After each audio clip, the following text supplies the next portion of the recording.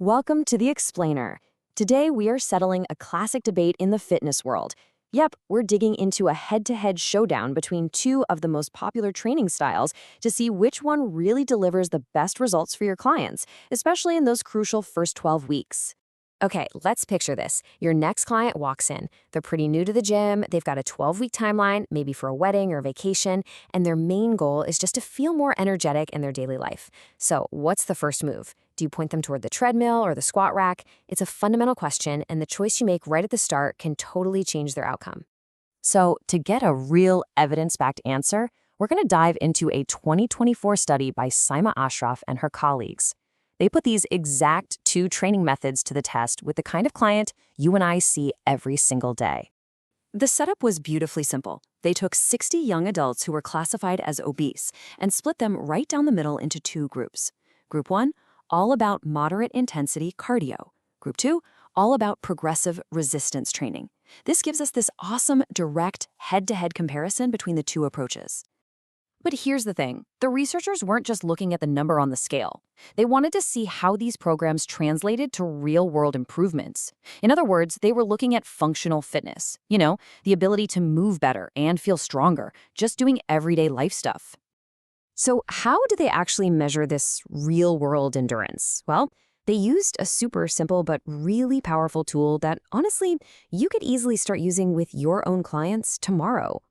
It's called the 6-minute walk test, and it's pretty much what it sounds like. The goal isn't to sprint, but just to cover as much ground as you can in 6 minutes. It's a fantastic measure of functional endurance because it mimics the kind of sustained effort we need for daily activities. It's a great window into someone's cardiorespiratory fitness, which, as we know, is key for everything from carrying groceries to chasing after your kids. All right, here we go. This is the moment of truth. Both groups put in the work for 12 straight weeks. So, who came out on top? Which group saw the biggest jump in their walking endurance? Let's look at the data. Okay, first up, the resistance training group. They saw a solid improvement. After 12 weeks, they could walk 7.4% farther in the test. Hey, that's a respectable gain in functional fitness, no doubt about it. But then you look at the aerobic training group. They didn't just see an improvement. They saw their walking distance increase by a massive 14.6%. And this is where it gets really stark.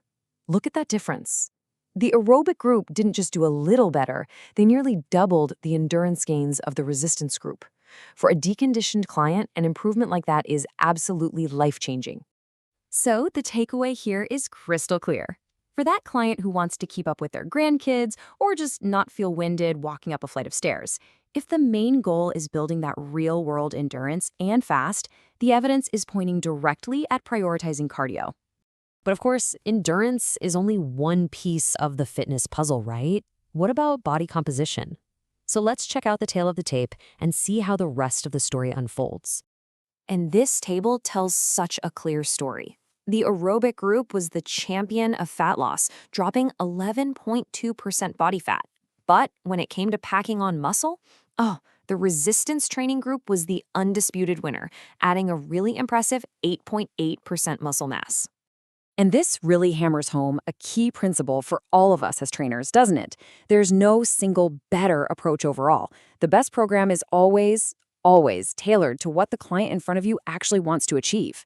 So you got to know their primary goal before you write a single workout. So what's happening under the hood here? Why do these two types of exercise create such wildly different results in the body? Let's take a quick look at the physiology. It all boils down to how our bodies adapt to different kinds of stress. Aerobic training basically sends a signal to your body to get way more efficient at using oxygen and burning fat for fuel.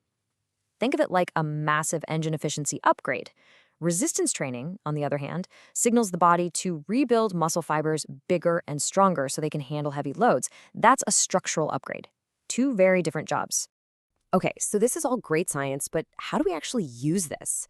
Let's translate this data into some actionable advice you can use when programming for your clients. And it's not just this one study, by the way. A huge meta-analysis from 2025 confirms that for fat loss, combining both aerobic and resistance training, what we call concurrent training, can be a killer strategy. It lets you get all those fat-burning benefits from cardio while still building or at least preserving that precious muscle mass. So let's just boil all this down into 4 key takeaways. Number 1, if the main goal is endurance, the data says lead with cardio.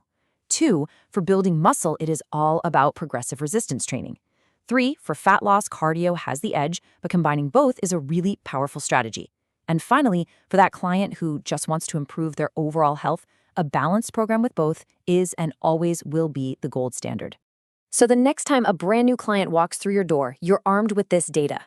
You can build a program that is perfectly tailored to their goals from day one. So the question is, how will this information change the way you help them get the absolute best results in those first 12 weeks?